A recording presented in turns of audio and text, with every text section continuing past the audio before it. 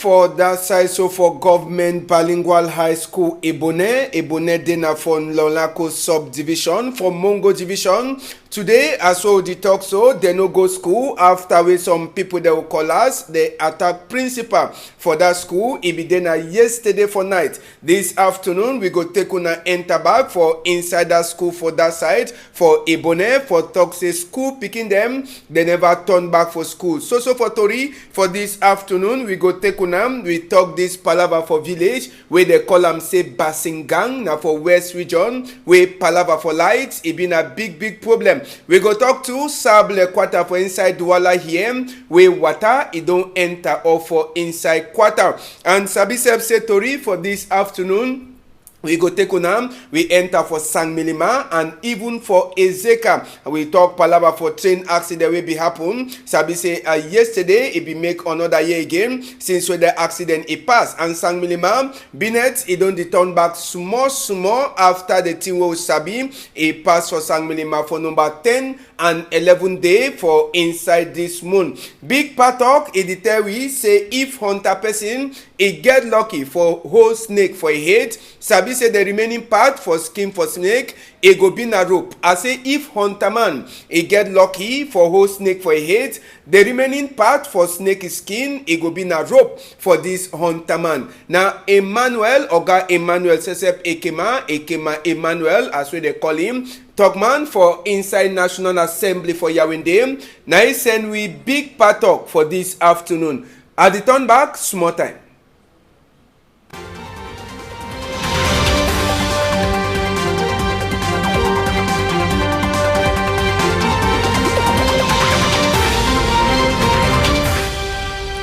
Good afternoon, country people them. Number 2 time we will the jam head for this side, so for Equinox Tori House. Chapter 1 for this afternoon, we go take una enter for Fen Goudron, Omispo, na for inside Douala here for Bepanda side, where it did so yesterday. It be then a long night for people them for inside Fen Goudron, Omnisport, where they call population, where they don't kill some 25-year-old girl. Sabi say we ketu themselves, they don't get different level. So we begin na ketu them where they don't sabi how for make investigate. When they kill man, now they work in than that, where we ketu them, they be carry them, come for that side. So for Fen Goudron Omnisport, where they call them after where some a day, they don't kill some 25-year-old girl, where it be then a girl for CYF for that side, for Cité de la Paix Church. Now they place that, where that girl be the she done, now they room that, where una the see am so, where they be don't lock am, where the show say person where kid again,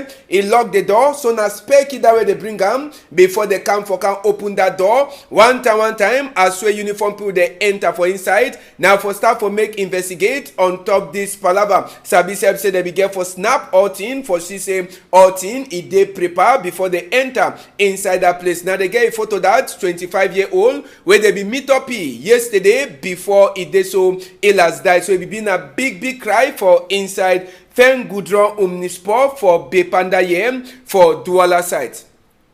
Sabi say after where these police people them ketu where they make investigate, they enter, they will get plenty in them. One time they put na this yellow rope where they show say na place where something it don't happen for inside here. As well I don't talk, we ketu they don't go up again, so they don't get sense. Na stone that where they meet up and for corner the die body where it is show say they like say they be fight serious fight be them. So they ketu themselves say they take time, they look all the stone, put them for inside rapun. They be make more than 2 hours inside that place, as well they check all thing them where they be get for doing all side where say they keep number them. Now the place that way they suspect say something if it don't pass, as well you see that yellow paper and number for them. Now one place that way they be get for pass on top, so all the yellow place we put them, now themselves say they put that number for on top for see now for the area, then that way they get for make their investigate for tell you say Cameroon Ketu Sesep, it don't go for before them too they make them own investigate like FBI. Mimbo too where they get be buy them.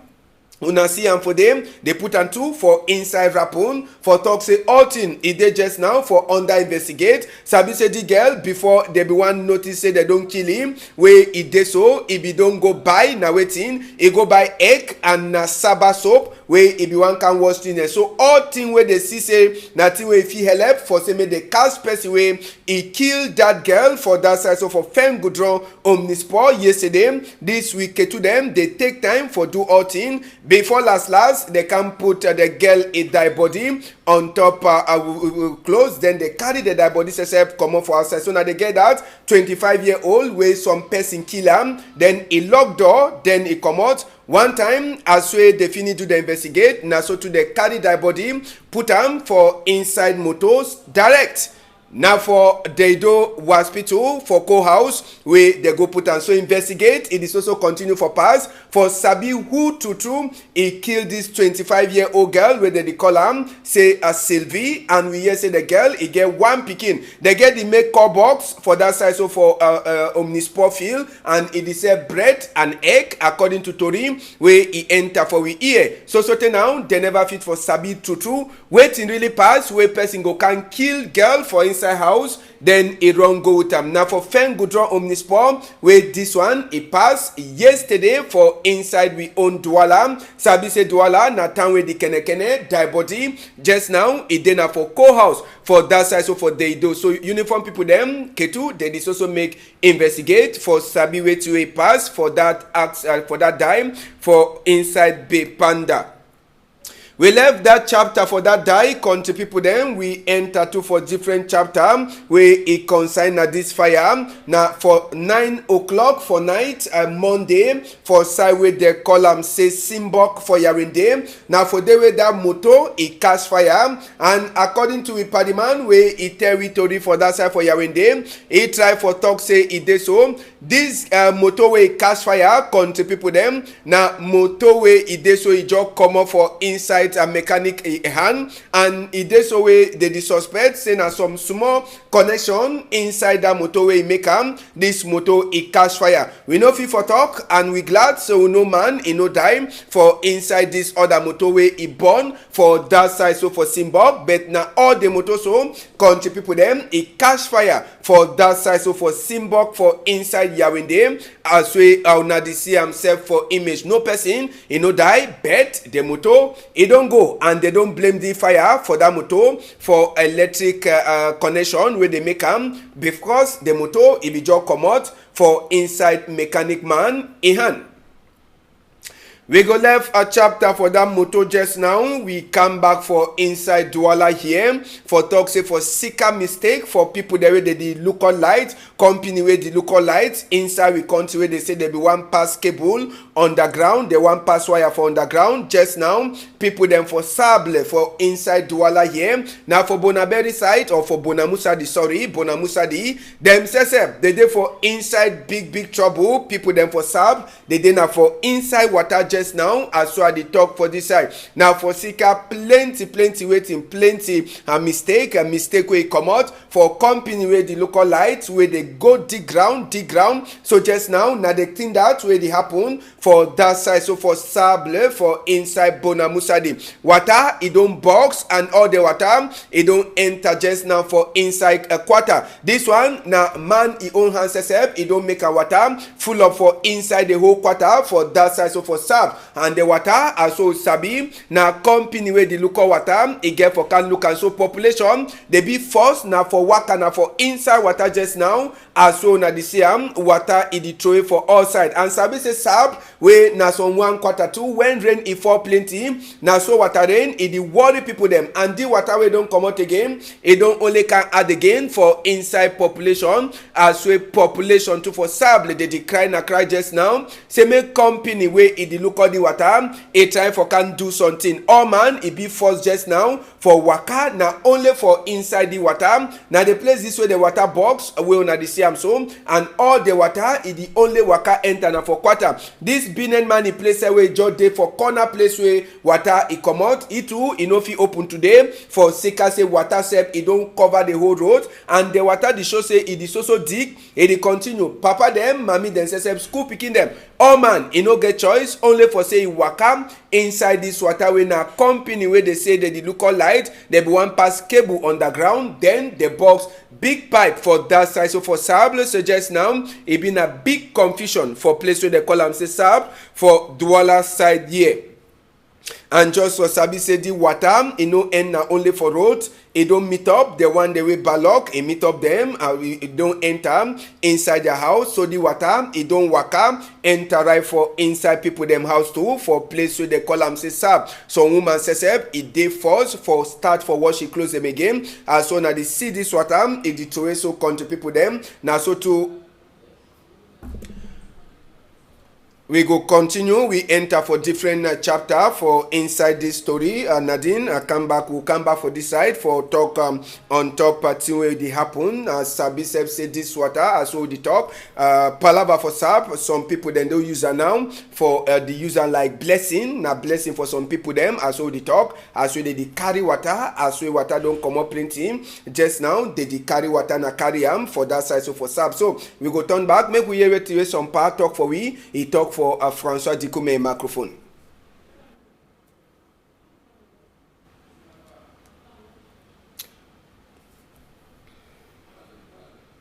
We get some part where he talk for François Dikoumé, part for inside Sable where he talk for François Dikoumé microphone for that side so for Sable.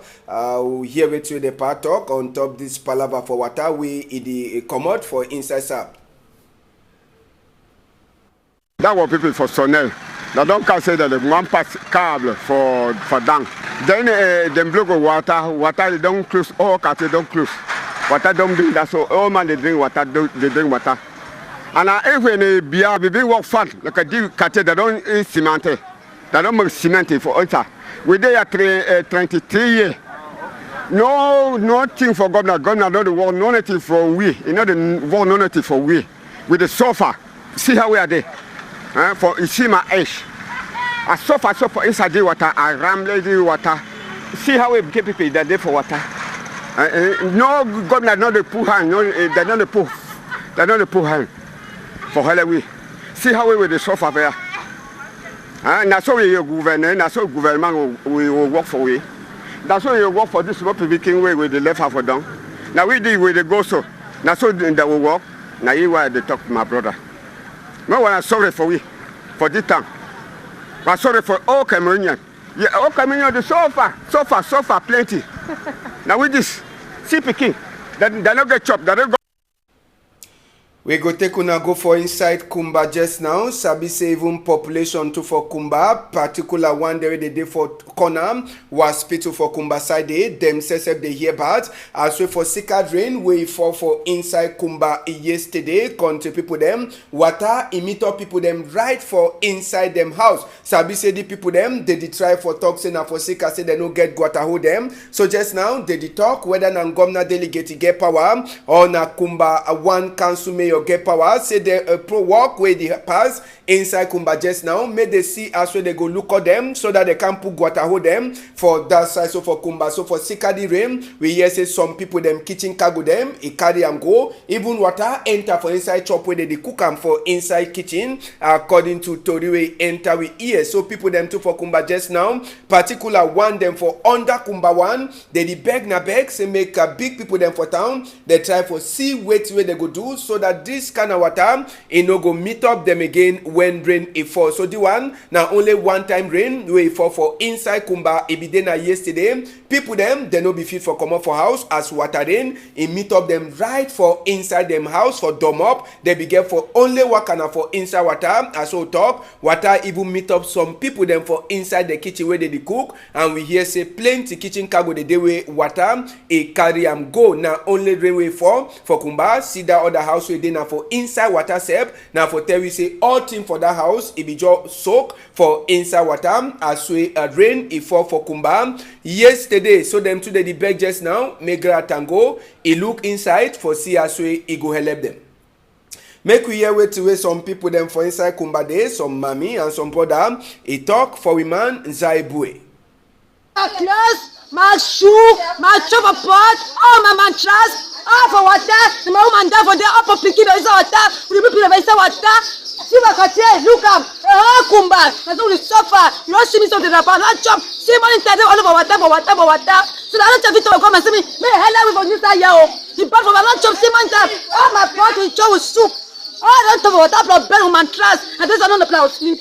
Now what have you talk about maison? Now what have you talk about maison? They don't carry fowls and plenty. The inside house, lightings inside like pot, plates, pans.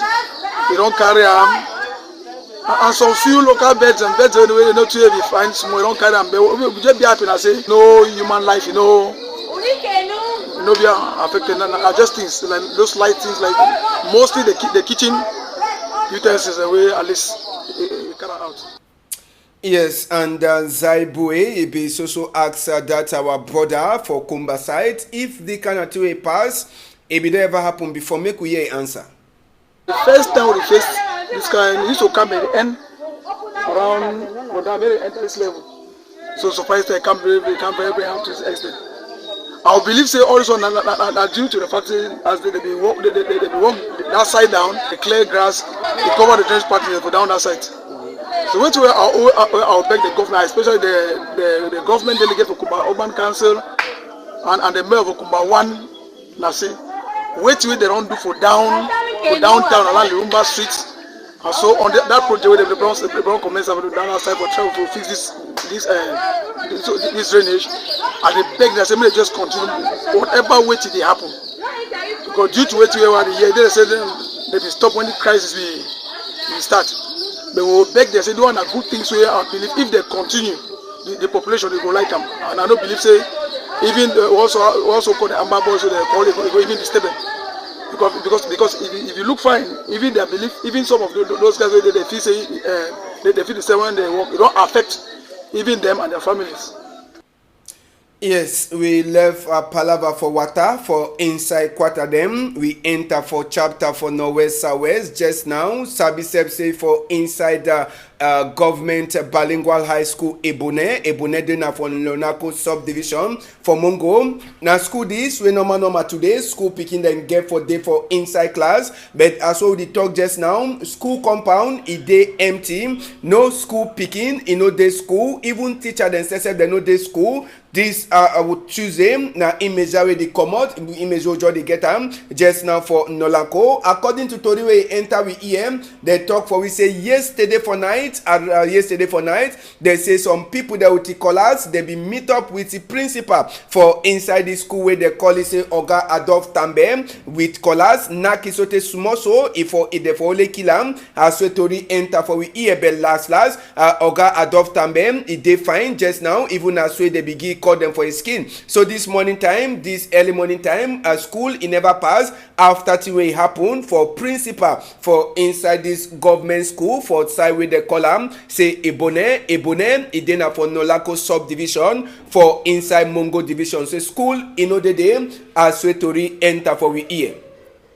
So for inside this palaver for Northwest Southwest, Sabi say Father Paul Njo Kikang, where he be then secretary as for person for social welfare for Caritas. He don't dey free. They be thief Father go hide them just now. Father Paul he don't be a free man. He dey with the bishop for that side. So for inside Bamenda. And Sabi say for Sika this palaver for Northwest and Southwest, plenty be near them too. They don't die for inside Southwest, like one of the oil company for that side so for Southwest as we Tori enter for we EM where it don't give plenty work for some people them just now. The oil, the oil company, the work again at all. Country people them. Maybe we'll go with image where they for inside there. We'll get one where we'll talk on top this palaver for oil company where they so the hear about after we people they broke enter for inside the oil company where they call them say Goshen. They be get 4 company them for inside Southwest, but just now according to Tori enter for we ear even one they open again. The one for Ikona it don't stop the work again. Even one them Moyoka side Boya and Limbem, and this one now one will be the even work with thief people they enter thief plenty money for inside. So just now Goshen when one of the oil company them for Southwest them say they hear about for Sika the palaver for Northwest and Southwest. Them too they don't join up for Toximen Gomnam. It try for find solution for see as well the palaver for Northwest and Southwest. e go last scan ton finish for sake say them sesef they dey hear back on top the chapter. They will give work for plenty of the people them for that side, so for inside Southwest, but for sake of the palava as we thief e dey go, and on top the palava with the chakara some their team them work the show again inside at that side for Southwest as we 4 of them office them just now, no one never they open. We go left at Palava for Northwest and Southwest. We enter so for inside another chapter for underdevelopment for we country. So this also fight na village say where they call them say Basingang na 3rd class at your village, or they get 3rd class chief as we to enter for we here inside the village. It is pole for light e dey but all current they rope them, or then they dey na for ground. Now for tell we say light no even dey for inside this village where they call am say Basingang 1 na for inside west region. So plenty of the people them for inside Basingang village just now they dey beg say make company where the local light too e try for member them all the rope as we see am and pole wey turn up. Other one people they play with and serve for say current they pass again for inside there for plenty time now. So they beg for sika say it dey so they dey now for inside dark for plenty time just now. So people them for Basingang 1 when a village for west region where even rope them for current it don't dey for they dey support autistic. They beg say make a company where it the local light it come as we see am rope it dey pass carelessly. One day where they sleep for ground, one day where they pass now for inside plenty. Now only so they rope the day and they know they see no one workman for company where they local light. Even Mimbo say bine people them they know if you sell cold Mimbo just now for say fridge for inside Basingang village. It just the day like a photo or man the job can look am it pass no coating they for inside Basingang village for a west region. So they beg say make company where the local light as well they don't come put that rope them may they make and to make light it start for shine so that them too they go they enjoy like other people them inside a Cameroon. So Basingang village as soon as now them the hear about for sake this palava for light. Inside Sangmelema just now, country people them we hear say Binet it don't show small for that side. So for Sangmelema after till it happen for number 10 and 11 day for inside this very moon. Sabi say plenty of the Binet people them they be chakara them Binet place. Thief thing them for inside. Someone the day where they lost plenty cargo them. As well that we brought at the show we get no nothing self for inside own Binet place where he go even one talk say go start for do Binet. All thing the way be dey inside Binet place. People there they can broke am, they thief in them, someone they chakara they tin them. So just now as so the talk for Sangmelema after we gratango he go talk peace with these Binet people them. Binet it don't show small as well someone they say they turn for see as well they go clean dirty one day where they be get small one thing them where they feel so continue for sell as well they see am now only one thing where it day where they feel continue for do their Binet just now. All the Binet people them they wait say after the thing where Ngomna be promised Sabi say they already look all people them where they be touch them say they go give them small money so that they go start. They say they wait say me Ngomna it try for give that money before them say they go check sense for as well they go start Binet again like a zero for sika say just now. All the cargo there they be get them inside them Binet place so they for fit for make Binet for them. All them it don't go and they wait say men come now it give that money. They don't already finish count all their head them people there they be get losses and they wait na say men come na say it try for do am. Sabi say all the one them now after we gratango it be go for that side. So for Sangmelema and the one there they be see get one thing them where they fi sell am they sell am. And they wait say make something it show so that life it go turn back to normal. Last story for this afternoon now for place where they call am say Ezeka. Sabi say yesterday he be knock another year again. We will remember that people there they be sleep straight for that train he accident will be passed. So number 21 day for 2016. Now the place that where that accident be happen now bush he did there and we see even the old train house where he be make that accident. All thing is also there.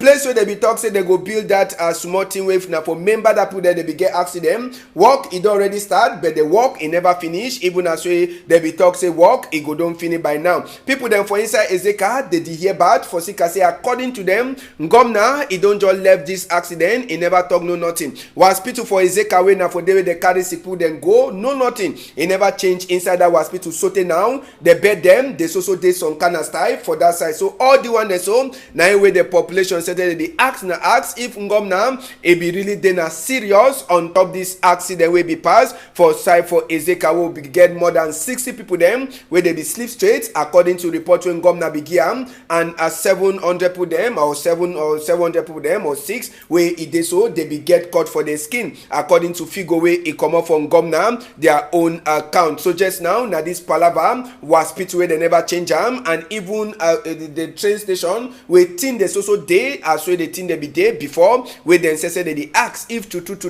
this one na till when Ngomna it get for so continue for talk or for the make promise. So Ezeka no nothing never change and Sabi say according to report where come out we never overstay. They talk say the true report where it be come out for the train accident. Nkunkuma says he never even read that report according to Tori where it enter for we ear after we some lawyer man he come out for talk. He say the true report for this accident. Nkunkuma he never even forget them since for 2016.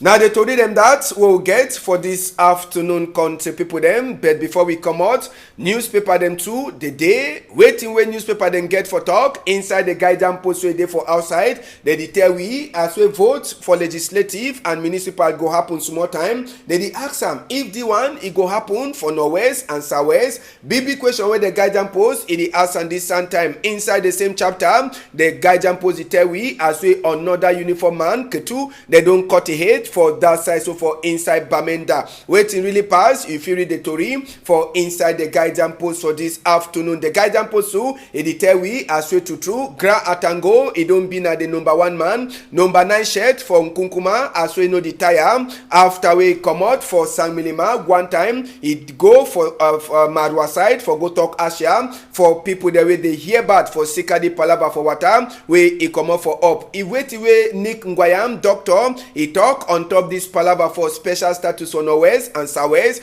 You feel it and too for inside the guidance post plus other strong number them where the guidance post it carry this afternoon. Watchdog Tribune. Now some other one too will look for inside country people them. Watchdog Tribune as soon as they see they tell we Gratango number 9 shirt for Nkunkuma as well they try for talk Gratango after we he show himself for San Milima. He no even tie herself one time he enter now for a plane now for Marwa Island that one now for show say 2 now he be the number 1 fight man for Nkunkuma if anything get for pass. You feel read all that chapter inside Watchdog Tribune. Inside the Watchdog Tribune too they tell we as well some big K2 officer just now they don't cut the head too for that side for inside Bamenda. Watchdog Tribune too it tell we story Palava say waiting separatist people them where they don't open school for that side so for Northwest. Other strong number then says you feel for read inside Watchdog Tribune where it day outside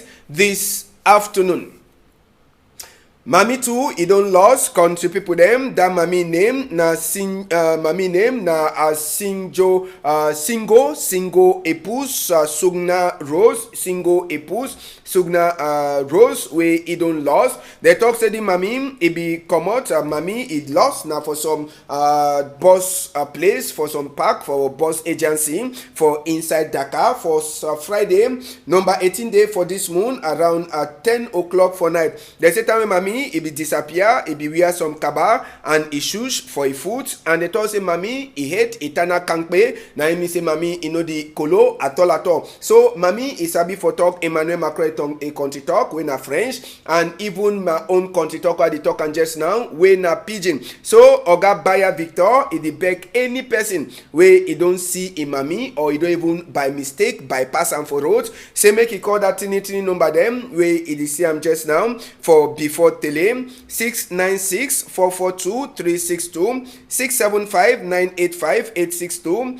699-675-537 693-499-717 or you come for Equinox Tori House they say dash Ediwetio, Monsieur Baya Victor annonce la disparition de sa mère, la nommée Singo épouse Sogna Rose, et elle serait égarée dans une agence de voyage 6&D Airline à Dakar vendredi 18 octobre 2019 aux environs de 22h. Lors de sa disparition, elle était vêtue d'une kaba et une paire de chaussures. Madame Singo joue de toutes ses facultés mentales et s'exprime en français et le pidgin. Monsieur Baya Victor prie toute personne qui l'hébergerait ou qui le reconnaît de bien vouloir la contacter sur le numéro que vous voyez sur l'écran 696 442 362 675 985 862 699 672 537 693 499 717 ou se rapprocher de la radio Equinox. Now they told them that, country people them for this afternoon. Once a big thank you for Innocent Abega. Thank you too for Various, Malice, Nadine. We go meet up for some time. If all thing work fine, on a whole I'm tight for outside.